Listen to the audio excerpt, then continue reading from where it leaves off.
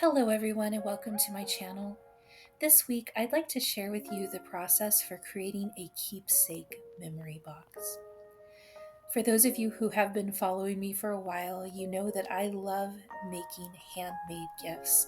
So my challenge this year was to take a simple wooden box and make it something special for three recipients in my family.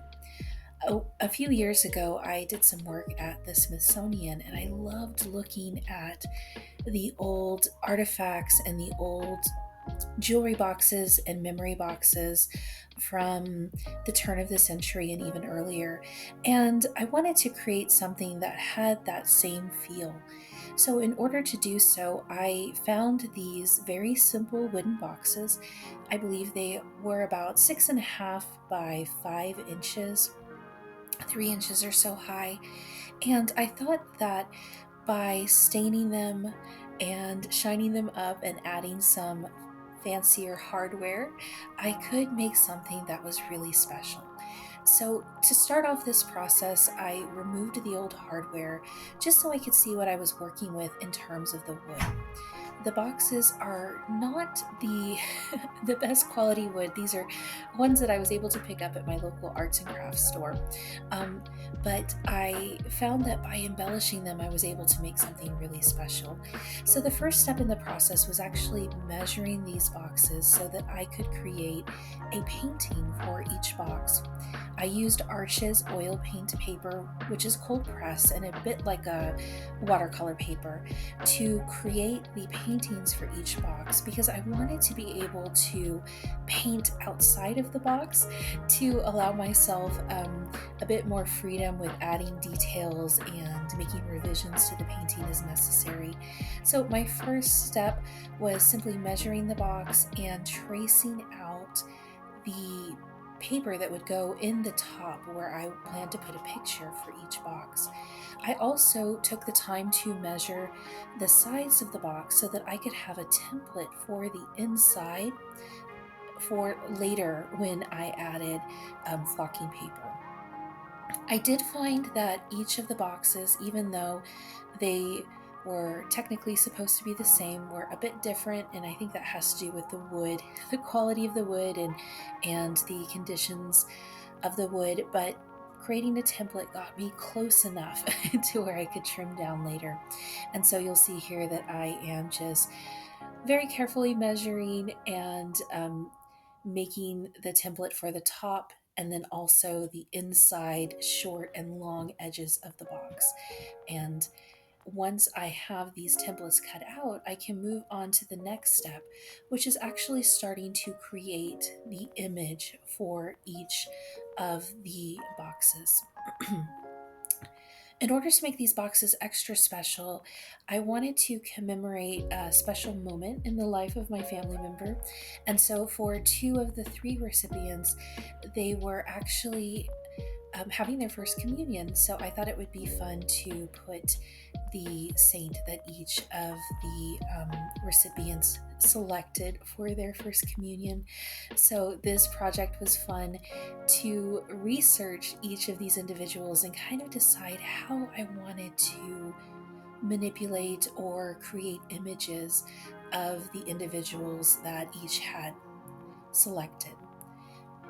I also knew that with oil paint, it takes a bit of time to dry, so instead of just taping down to the table as I normally do with watercolor and acrylic project, I made sure to put the painting on something that I could move around.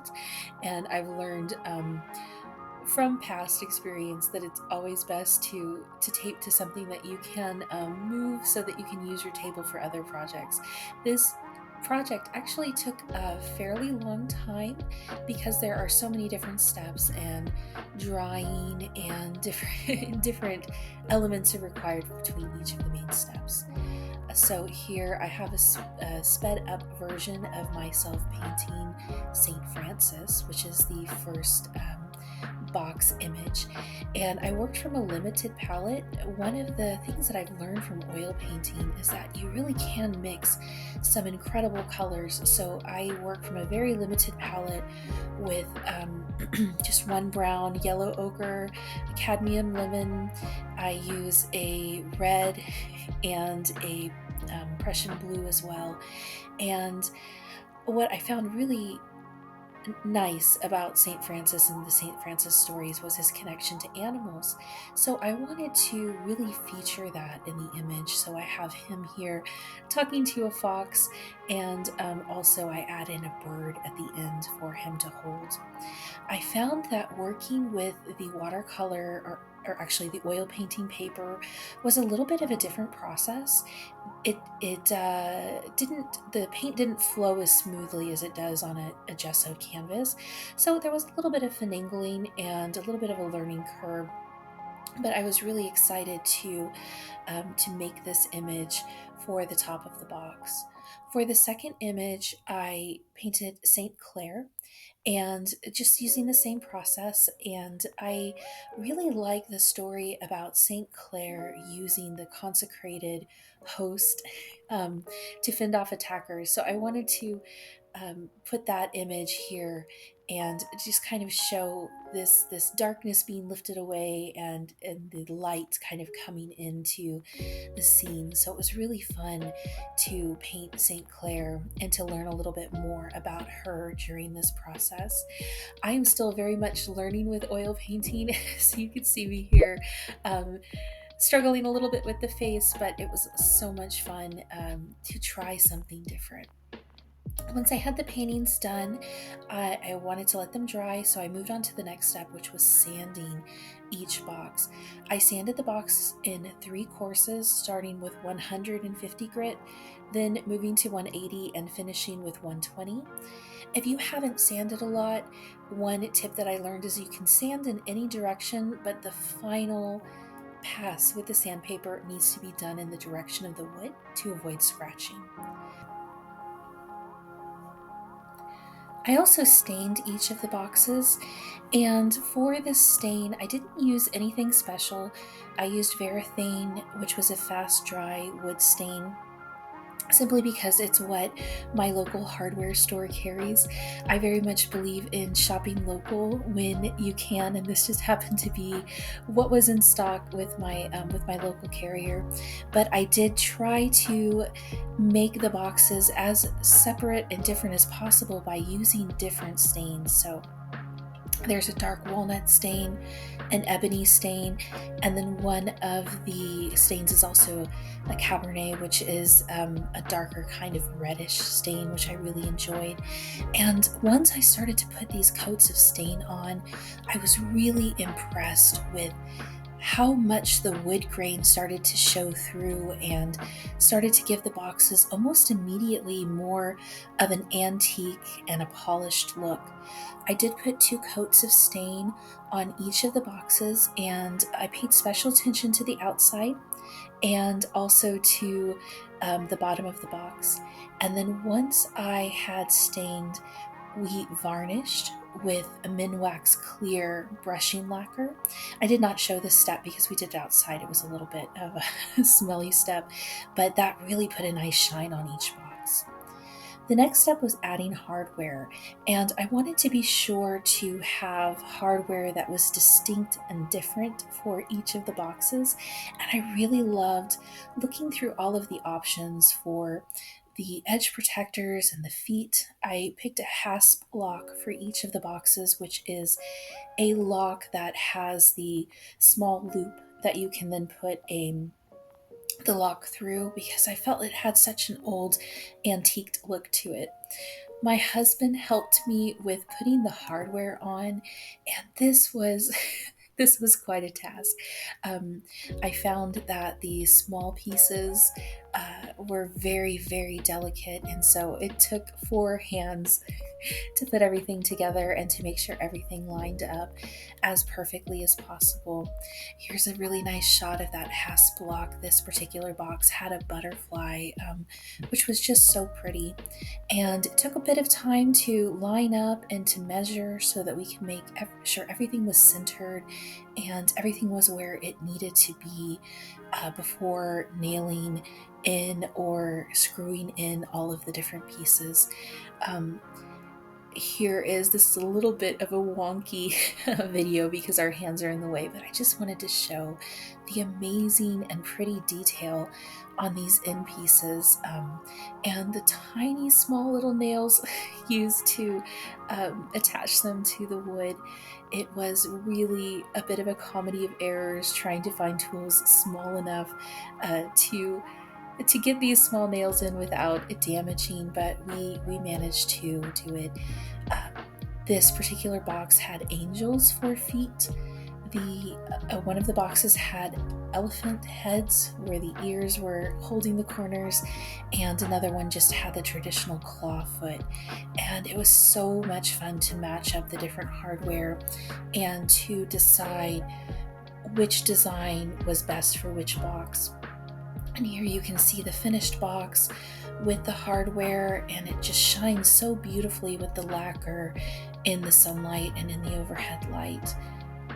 The next step was adding in flocking to the box, and I wanted to add in the velvet flocking because it really kind of gave it an old world look. The particular flocking that I bought is sold as drawer liners or shelf paper. And I really liked working with it because it was self-adhesive and it had just a little bit of a give.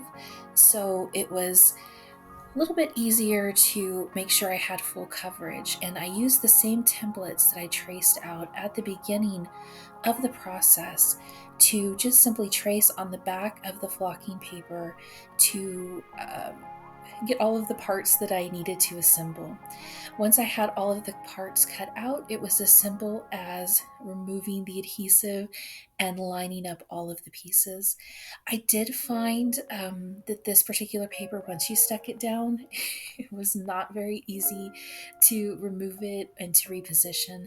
So making those really accurate measurements and those accurate cuts was key in the process of lining each of these boxes. But in the end, I'm really happy with the way that it came together. And even though it was a little bit fiddly, the final result was very well worth it. Here I am just tracing the bottom of the box. I wanted to make sure, especially not to have any corners or little gaps showing, and it was a bit of trial and error with making sure that all of the pieces fit just as they needed to, but I'm really glad to have taken the time to measure and remeasure for this particular step of making this box. I also ended up lining the top of the box, not on the lid where the picture goes, but around the sides, because I just wanted to give the entire inside of the box that finished feel.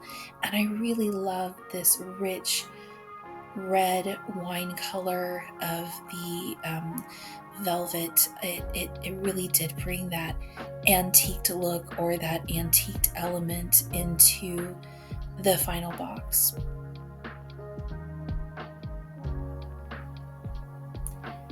And as you can see, once opening it, it already 100% changes the look of the box.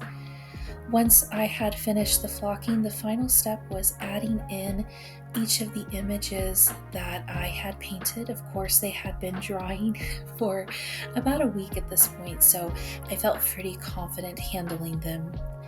I used a multi-adhesive on the back of each piece, and I probably put a little bit more glue than I needed to, but I really wanted to make sure that these were going to stay in place and withstand multiple openings and closings of the box. And it was just a matter of fitting everything in and making sure there were no gaps or bumps in the paper and that everything was pressed down nicely. I did find once I had put the flocking in, the size of the paper changed just a minuscule amount, so I did have to go back and cut off a small strip on a long and a short side. But overall, it made quite a difference to have it fit in there nice and snug. And here is the box again. And opening the box, the first thing that you notice is that picture. And I was really pleased with the way the boxes turned out overall. So here is our St. Clare and also our St. Francis. And I put a few items in here for scale, just so you could see, even though it is a small box, it really nicely fits those little keepsake items that we often want to keep secure. Overall, this was a really fun project, and while it did have many steps, I am glad to have completed it and to have made these gifts for my family members. If this is a project that you're interested in, I highly recommend trying it out. There's so much room for creativity and customization, and painting an image that reflects the personality of your loved one. Thank you all so much for watching. Please like and subscribe, and I'll be back with more videos soon. Bye, everyone.